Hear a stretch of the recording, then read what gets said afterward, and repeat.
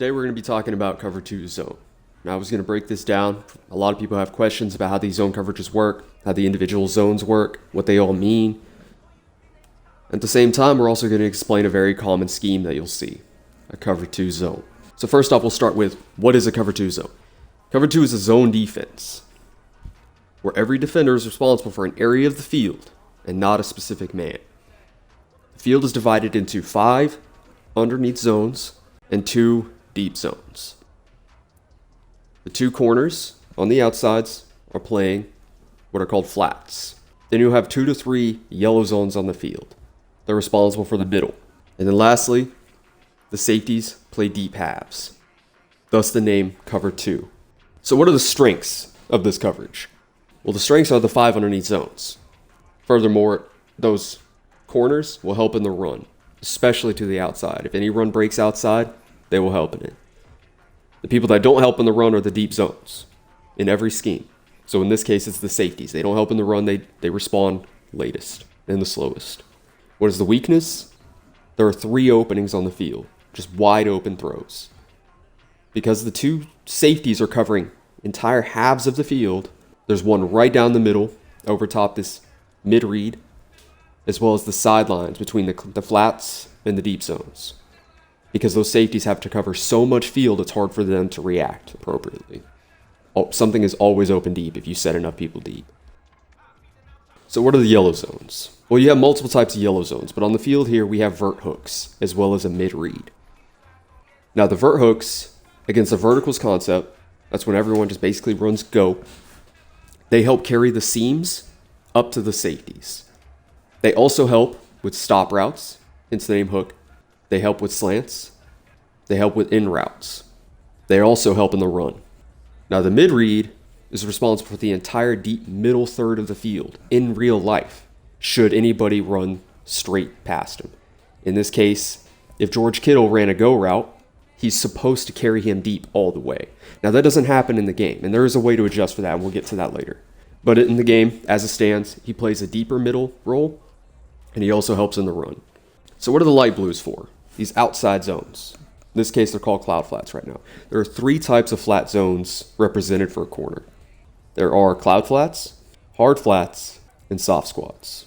Hard flats are responsible for playing the flats aggressively, or hard. So that means if anything is short underneath, they play them aggressive. They don't drop back at all. Anything thrown behind them, they don't care. It's not their responsibility, it's someone else's responsibility. Cloud flats are not the same. Obviously, as the name indicates, their job is to drop back. It's about 8-ish yards, assuming no adjustments, before they come back down and play a flat. So they play it high, then low.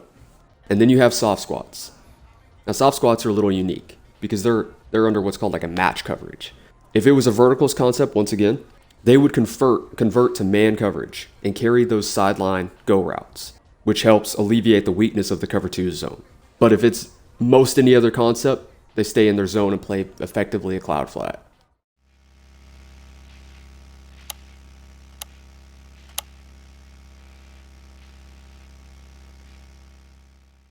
So how can you adjust this cover 2? One simple adjustment. This guy in the middle, this mid-read zone, you could set him by pressing A, if selected on him. Left stick up for a middle third, and this is how it'll look. You could also do it by double tapping right on the D-pad, pressing X, middle third. Now sometimes it may be a different button, as represented on Select Defender. Select the correct one that's on the middle read, and set him to a mid-third. You can also adjust these cloud flats manually, same way. You could select on them, and then select their zone, hard flat, cloud flat, soft squat, all with the left stick. This is how they'll look. So on the left side, on Day Run Bland, you have a hard flat. Let's turn them into cloud flat, then to soft squat. Notice they all look the exact same. That's why you have to pay attention to the name. Another thing we can do is physically move the safeties a little more outside, simply because now they have help up the middle. And then you can, as a user, play any one of these zones, or if you like, play on the D-line. One of the strengths, as I stated before, is that it helps against the run. Now I'm in dime formation, so it's not a particularly good run defense, but they're in a gun trips. So what happens when they run this outside zone? Christian McCaffrey. So let's snap the ball. You notice how that corner off the left side came in? Let's watch the replay.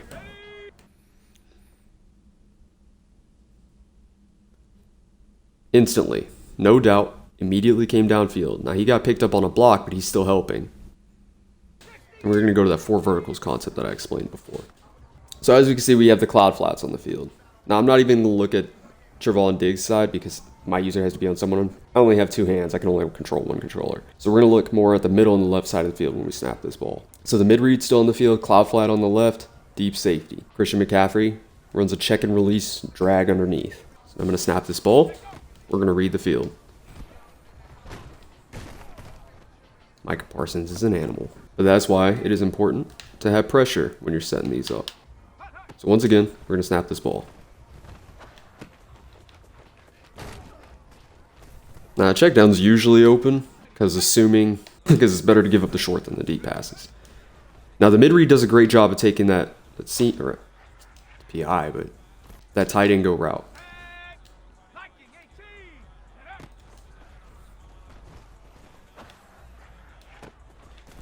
There's that sideline pass. All you need is a moment.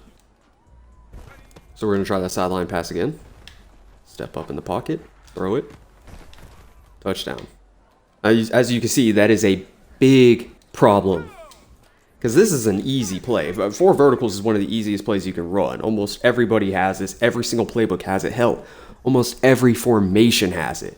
And there's no adjustments you need to make. As you can see here, it's almost always left bumper on a controller. Simple adjustment, simple read. And it's not like I'm throwing to a 99 speed Tyreek Hill out here.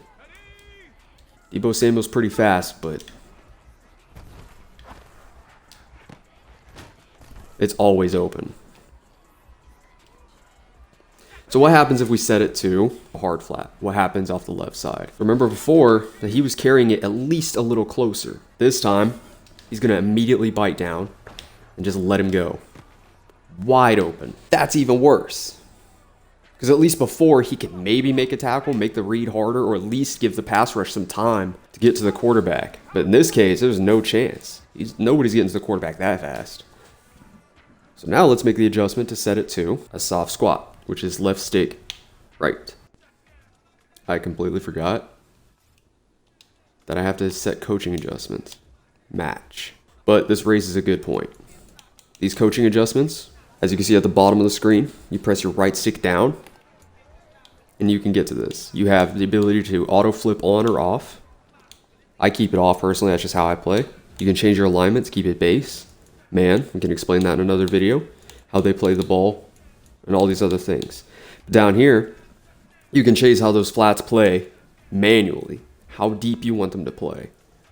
As it states right there, overrides the drop depth for hard flat, cloud flat, and soft squat zones. Now we're going to leave this default, but we're going to turn on match. And what this does is it allows some zones to convert into man if they need to, because it doesn't make sense if nobody else is on his side of the field why he wouldn't keep going deep with the receiver. So zone defenders in match read the routes of the receivers to determine their coverage responsibilities. And this helps a lot. And it doesn't just help cover 2, it helps a lot of zone coverages. Okay, once again, as we can see the soft squats on the outsides, but we're looking on the left. 4 verticals. Converted to man. Man, he just turned that play into what should be an interception, but we're not going to talk about that, brick hands. Let's try it again. As we can see, soft squats on the field.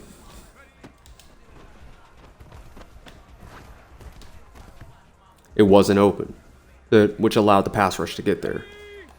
How would it look against cloud flat with this match setting?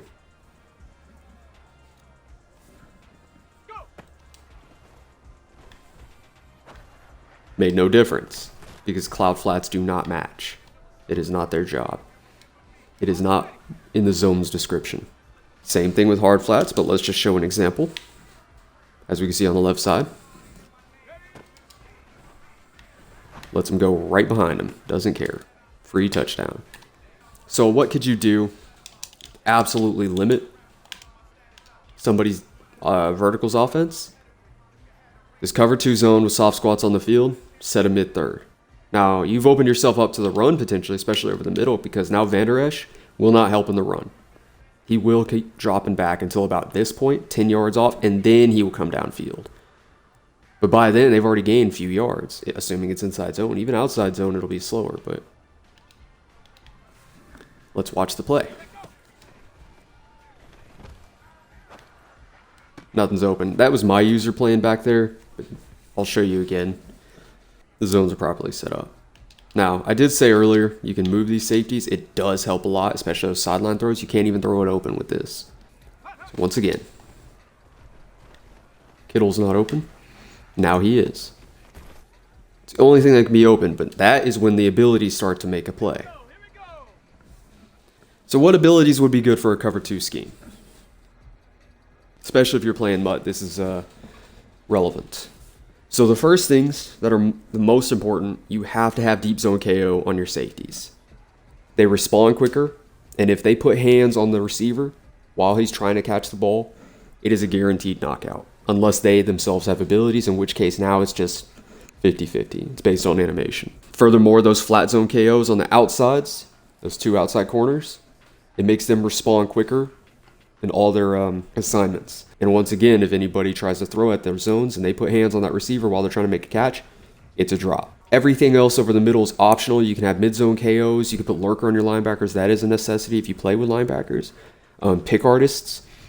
You could set people on man coverage, like so. It's however you want to play.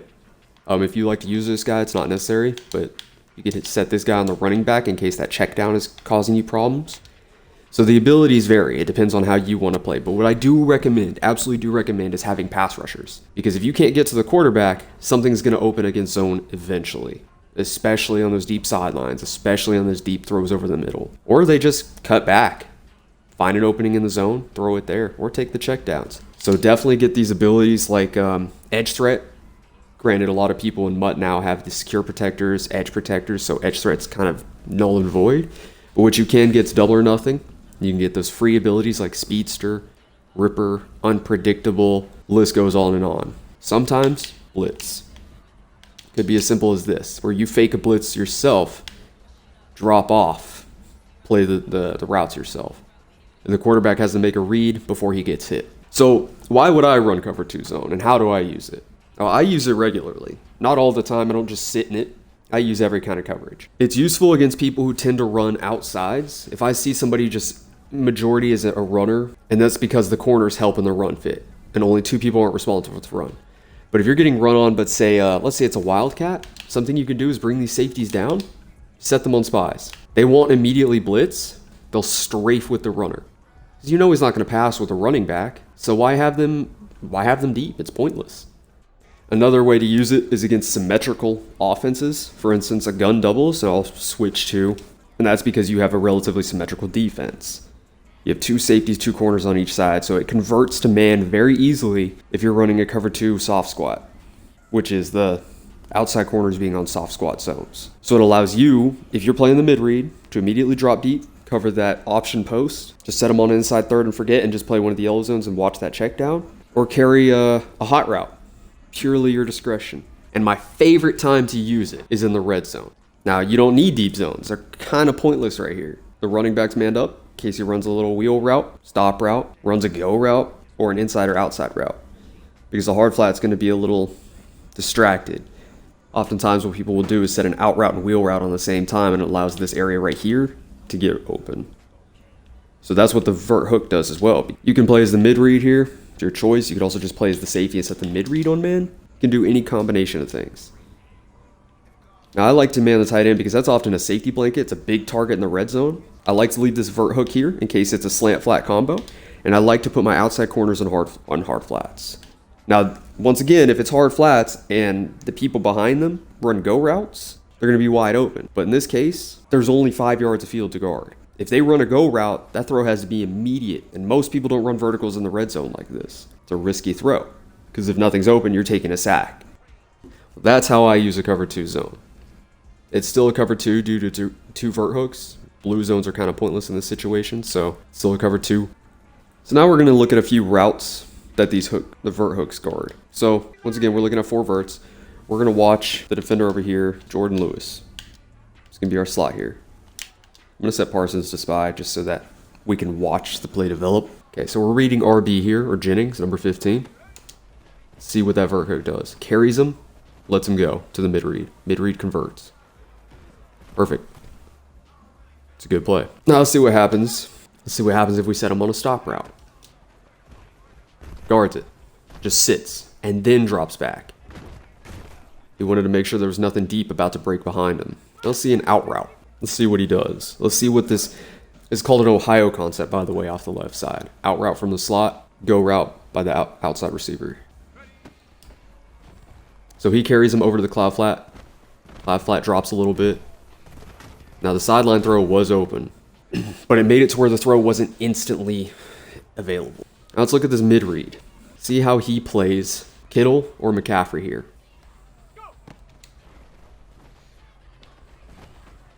He carried McCaffrey. Kittle's wide open. So in this case, nobody's responsible for the stick. They're making sure everything else is guarded deeper. Now let's look against what's called clear out. Now, we have an outside drag, a deep in route from Jennings, and a go route from Kittle. That's why it's called clear out. Once again, the play, just cover 2. I'm setting Parsons on the spy, so I actually set him out there. So he's just irrelevant to the play. And let's snap. So Kittle's carried. The deep dig is available. Why is that? Because Van Der Esch had to carry that clear out route, the go route from Kittle, deep, which allowed that zone underneath to open up. Because as I stated before, cover 2 zone is not responsible for a man. They're responsible for a zone on the field. So an offensive player can use that to their advantage to attack that. They can force a defender into a position where they have to pick their poison. Do they go with one route or the other? And they almost always pick the deeper route, unless told otherwise. And sometimes it's 2 deep routes and they just have to pick between one or the other. And that's why you have to have pressure. Okay, once again, let's see if we can replicate it. We will. It'll be relatively consistent results. That in routes open every time. Now, if you have pressure with this, knowing there's really no routes on the right side, assuming I'm also sending, in this case, Parsons, at least 4 people, and let's say I was sending the nickel blitzer on the right, Brown here, that route wouldn't have time to develop. Van Der Esch would take that clear out. This guy would slow everything else from Samuel. Yeah, Jordan Lewis would carry that drag and drop back and carry that in route just long enough for your pressure to get in there. Could turn that into a pick or a sack. That's why in this scheme, pressure is important. So how do a lot of people attack a cover 2? The most common, a post route. So this is an example of a shot play. 2 goes and a post. So what the goes will do is force the safeties to kind of stay outside. They can't just go straight to the middle. And a post from a wide receiver is going to be a linebacker over the middle. So I'm not actually going to just leave it stock as is. And here we go.